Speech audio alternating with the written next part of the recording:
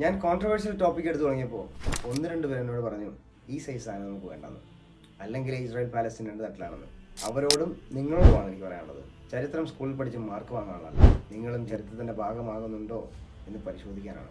Divide and rule എന്ന് പഠിച്ചിട്ടുണ്ടോ? എങ്കിൽ അതേ സ്ട്രാറ്റജി തന്നെയാണ് ഇവിടെയും ഉപയോഗിക്കുന്നത്. അതിനുവേണ്ടി പേടി, വിശ്വാസം നശിപ്പിക്കൽ, വെറുപ്പ്, സെലക്റ്റീവ് പക്ഷപാതം, മിസ്ഇൻഫർമേഷൻ, പ്രൊപ്പഗാൻഡ എന്നീ മെത്തേഡ്സും ഇമോഷൻസും ഉപയോഗിച്ചുകൊണ്ട് മനുഷ്യർ തമ്മിൽ ഒന്നിക്കാനുള്ള എല്ലാ മാർഗങ്ങളും തകർക്കുന്നു. അതിൽ വെറുപ്പും പേടിയുമാണ് അടിച്ചുറപ്പിക്കാൻ പറ്റിയ മെക്കാനിസംസ്.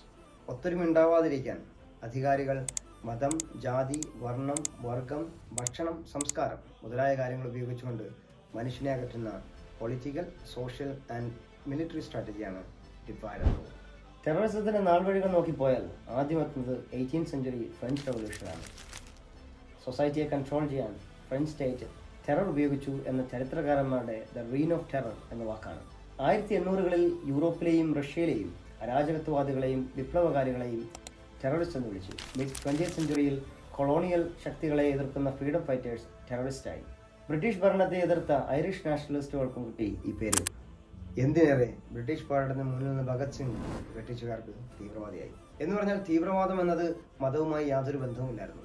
ബിബി എന്ന വിളിപ്പേരുള്ള ബെഞ്ചമിൻ നെതന്യാഹു യൊനാഥൻ ഇൻസ്റ്റിറ്റ്യൂട്ട് തുടങ്ങുന്നത് വരെ അതൊക്കെ വലിയൊരു കഥയാണ്, പിന്നീട് പറയാം.